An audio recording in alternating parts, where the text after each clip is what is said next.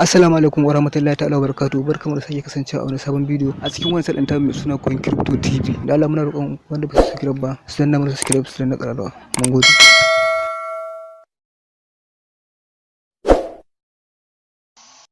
Alhamdulillah mun gode Allah.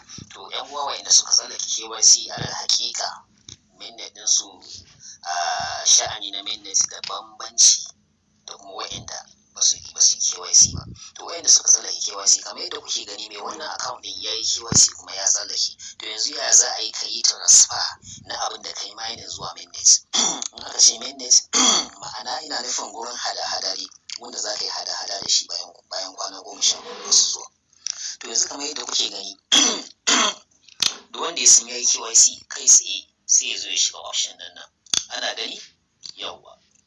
To yanzu na shiga option. Sai ka shiga wannan mai hoton jirgi ya tashi saman nan mainnet. Yawwa to gashi na shiga. Sai ka gangara ƙasa. Kun ga nan migrated to mainnet amma ba ruwanka da shi. Ina za ka shiga sai ka shiga mainnet checklist. Ana gani mainnet checklist. Yawwa to gashi ne mun shiga mainnet checklist.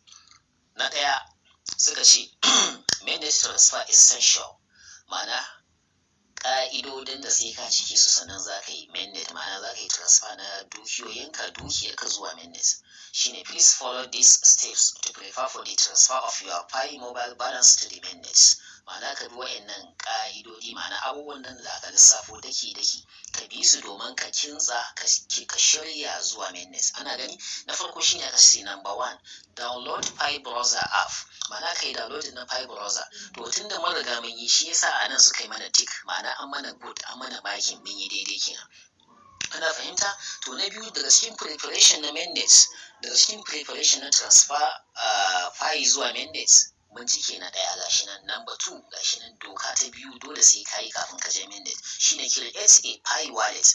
Kaga shi ma mun riga mun creating gashi nan sun mana tick anan ma'ana mun yi daidai. Sai na uku confirm your Pi wallet shine ma'ana ka tabbatar da wallet din da za a samu dukiyarka a ciki shi ma mun yi gashi nan sun mana tick. Ana fahimta? Yau sai na hudu shine commit to lockup configuration. Shi dama wannan lockup shi ma duk an san shi abu ne sananne mun riga mun yi. Yau shi ma gashi sun mana tick. Sai me na gaba number 5 shine submit your KYC application. Ma'ana ka miƙa KYC duk abin da ake bukata na KYC ka je ka miƙa. Idan ka miƙa to zai kasance nan sun maka tick. Bayan ka miƙa bayan ka jira result ɗin KYC ɗinka shine number 6. Kaga number 6 an mana tick ana ma'ana to mun tsallake KYC shine wait for KYC result ma'ana ka dakata domin ka samu sakamakon KYC ɗin da kai. Domin KYC a wannan account ɗin gashi an ba mu result good kenan. Ana fahimta? Sai abu na 7 shine migrate to mainnet ma'ana in aka ce migrate ana nufin hijira ma'ana ƙaura ma'ana a tashi daga nan a koma can to ka kwashe dukiyarka ka kuma yi da ita zuwa mainnet.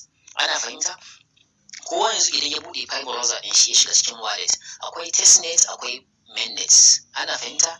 Testnet dama guri ne na gwaji to mainnet shine guri hakika dukiyar da kai mining ɗinta anan za a tura ma ita. To ya za ka yi kame da ita? Na farko dai gashi migrate to mainnet ai kun ga nan ba a yi mana tick ba ma'ana ba mu yi ba. To yanzu ya za a yi? Ya za ka yi kai tsaye in dai ka san kayi KYC kuma KYC ka tsallake to sai ka zo ka shiga nan. Migrate to mainnet number 7 kenan. Ana fahimta? To gashi nan mun shiga. Kamar yadda kuke gani dokoki ne ga sunan ka'ida abubuwa da yake ba lokaci in na ce zan yi bayani in karanta in fassara to bidiyon zai yi tsayi ta yadda ba zai yi a iya tura shi ta wasu ba. Ana fahimta? To amma ala ayi halin dai dokoki ne dai ko duk inda laifi yake ka san laifi yake duk inda abu yake mai kyau ka san mai kyau to ka yi kokari ka kiyaye abubuwan da ba a so a Pi network. Ana fahimta? To ba zan tsaya a bata lokacin karanta su ba dai gashi nan dai kuna gani a nan daidai nan ga sunan mai account din nan. Ana fahimta? Shine Pi network acknowledgement to receive Pi tokens. Ga dai abubuwa ne Bulgit na ɗaya gashi nan har da Roman figure ga sunan A B duk dai abubuwan da suka hana da abubuwan da ake so duk dai alayi halin suna da yawa.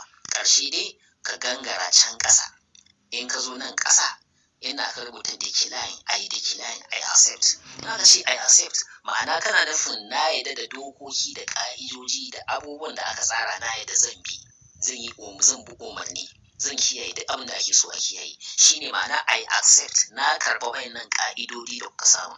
In ka sa I decline ka ce ban yadda ba kenan. To mu mun yadda sai ka ce I accept sannan za ka tura dukiyar ka can. To yanzu mun ce I accept, mun karɓa. Ana fahimta? To gashi nan mun shiga.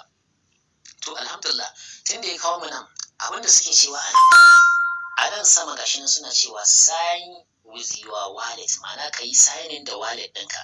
Passphrase ɗinka za ka je ka ɗauko guda 24 nan. Idan ka je ka yi copy sai ka zo ka yi pasting ɗinsu a nan, ka sa su a nan. Abin da ya sa saboda security shi yasa ba zan sa nashi ku gani ba. Ana fahimta? To kana ɗauko wannan passphrase ɗin naka guda 24 da ka buɗe wallet. Sun baka passphrase guda 24 su za ka ɗauko. Ka tabbata su ne, kar ka kuskura ka sa wa'inda ba su ba.